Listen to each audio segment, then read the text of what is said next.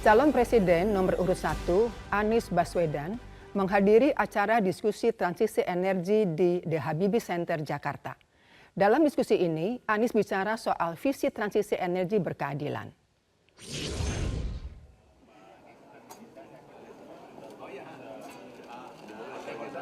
Anies menilai transisi Indonesia soal lingkungan berjalan lambat.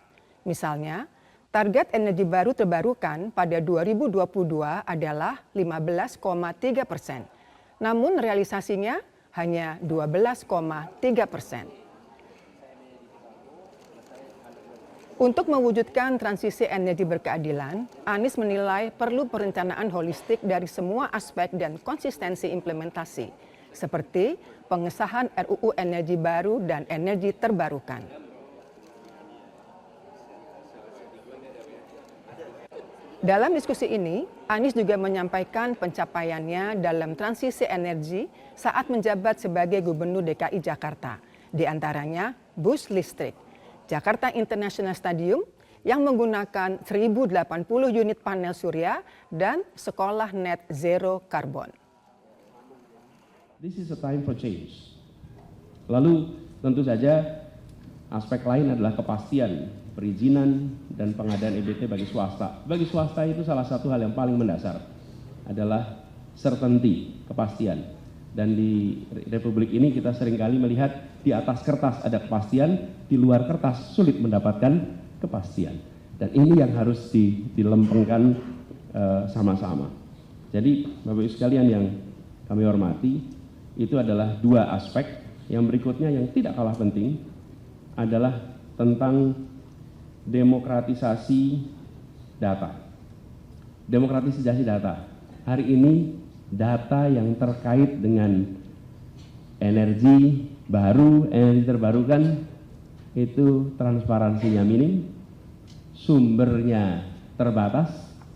Kami membayangkan bukan transparansi data. Kalau transparansi data segera data dibuka, tapi ini harus bisa seperti wiki, di mana sumber-sumber pemilik data itu tergabung di dalam sebuah data bersama yang bisa diakses oleh semua, bisa disandingkan oleh semua, bisa dibandingkan oleh semua, dan akhirnya bisa dimanfaatkan dan bisa saling mengecek.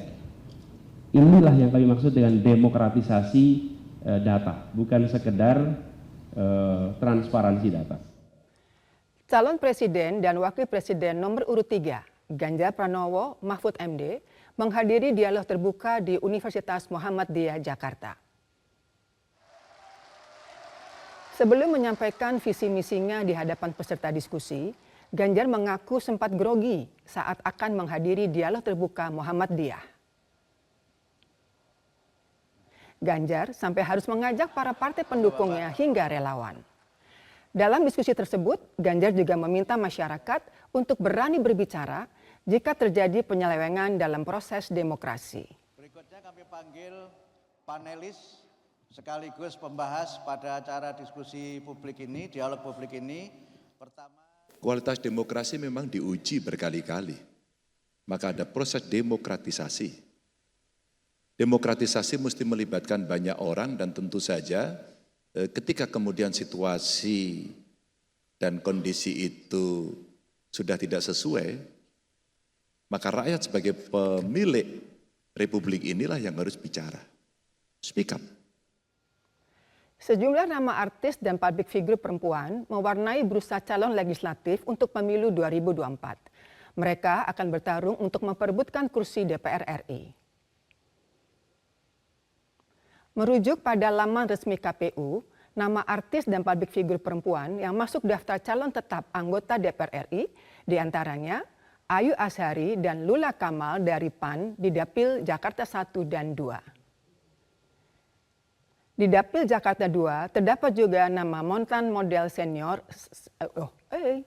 saya sendiri, Oki Asokawati dari Partai Nasdem. Kemudian penyanyi Melly Goeslaw dari Gerindra dan Joyce Triatman dari Nasdem maju di Dapil Jawa Barat 1. Oki Asokawati bukan nama baru di dunia politik. Oki sebelumnya malang melintang sebagai politisi perempuan dan pernah menjabat anggota DPR RI untuk 2 periode. Dan anak Bu Yayu, Ibu Yuni kok Yayu. Pada siang hari ini diminta untuk berbagi terkait dengan saya adalah orang tua yang dititipi oleh Allah Subhanahu. Yang pertama namanya Diva, usianya 26, perempuan juga bernama Queen.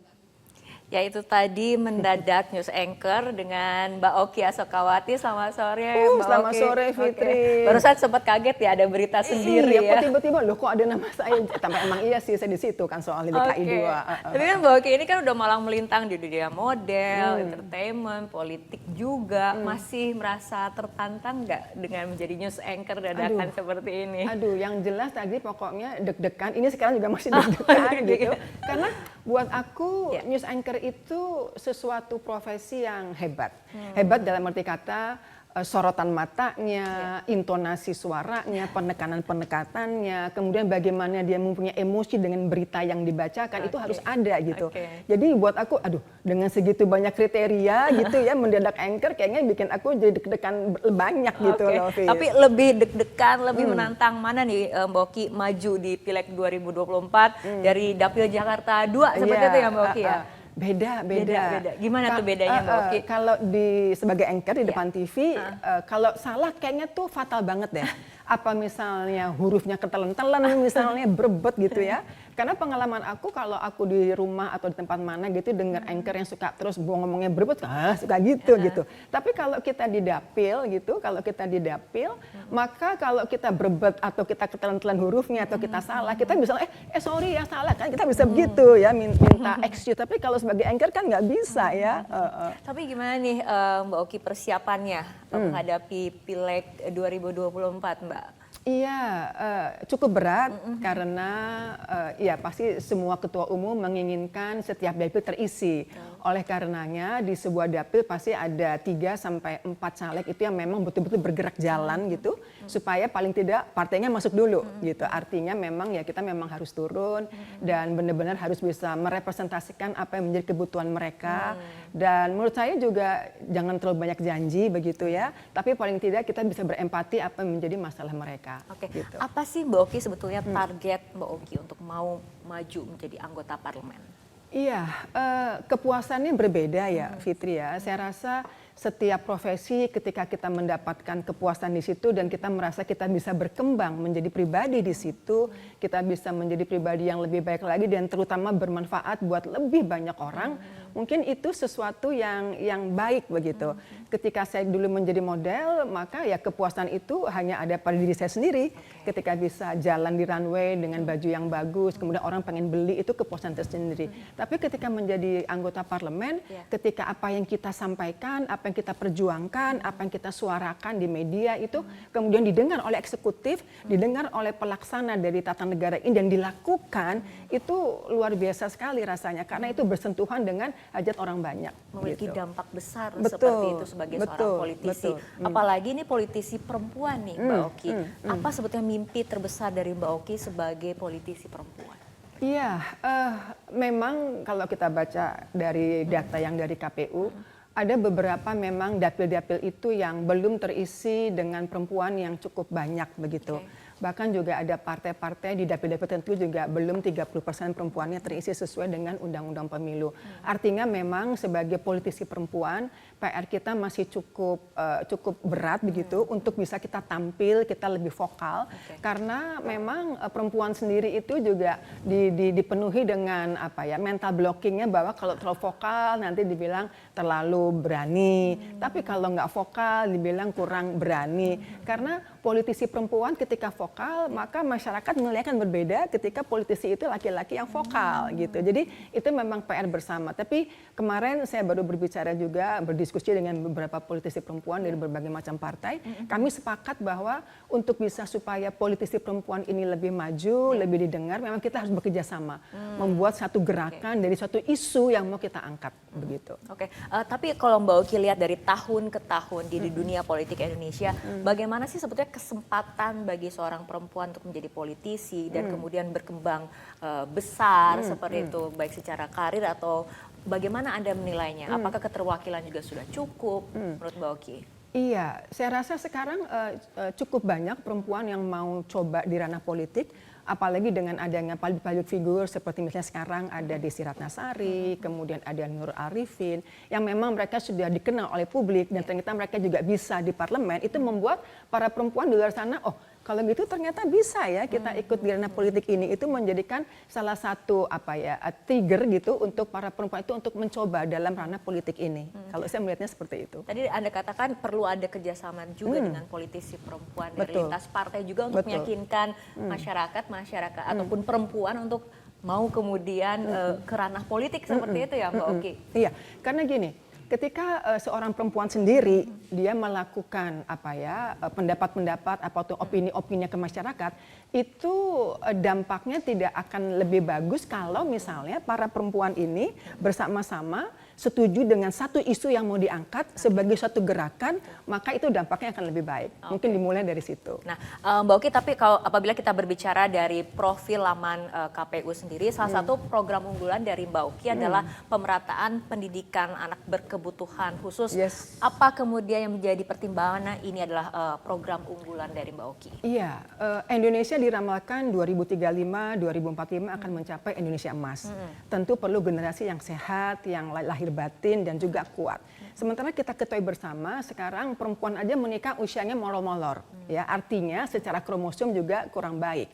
Belum lagi radikal bebas, belum lagi nanti pengaruh gadget begitu. Artinya sekarang kalau kita lihat mereka yang berkebutuhan khusus, terutama yang autism itu lebih banyak. Sehingga menurut aku perlu adanya kebijakan-kebijakan atau gerakan-gerakan begitu entah di puskesmas yang bisa melayani anak-anak berkebutuhan khusus, entah itu sekolah yang inklusi, sehingga generasi emas atau Indonesia emas itu memang bisa tercapai sehingga orang tuanya nggak cuma capek energinya untuk mengurus anak yang berkebutuhan khusus, tapi ada pemerintah atau ada negara di situ. Karena seperti kemarin saya lihat di puskesmas itu masih banyak puskesmas terutama di daerah-daerah kabupaten seperti misalnya yang belum punya servis atau pelayan untuk anak berkebutuhan khusus. Padahal banyak sekali sekarang kalau kita lihat seperti misalnya disabilitas gitu kan sekarang kan banyak dan itu memang harus menjadi perhatian kita bersama menurut hemat saya. Oke, jika nanti terpilih Mbak Oki, ini target komisinya kira-kira di komisi berapa nih? Iya, 2 periode yang lalu saya di Komisi 9, jadi saya juga cukup sudah menguasai mengenai isu-isu yang perlu diperjuangkan di Komisi 9. Komisi 10 tentang pendidikan tadi berkebutuhan khusus, juga infrastruktur juga menarik karena bagaimanapun juga tidak hanya infrastruktur saja harus kita benahi, tapi juga mesti seimbang dengan yang lain. Makanya infrastruktur yang berkeseimbangan itu yang harus kita perhatikan. Oke, kita harapkan yang terbaik untuk Mbak Oki dan kita harapkan juga politisi perempuan juga makin lebih banyak, makin lebih vokal seperti itu. Terima kasih Mbak Oki sudah berbagi layar bersama saya di Metro hari ini. Mudah-mudahan tidak mengecewakan ya. Tidak, selamat ulang tahun buat Metro. Terima kasih banyak Mbak Oki. Jelajahi cara baru mendapatkan informasi. Download Metro TV Extend sekarang.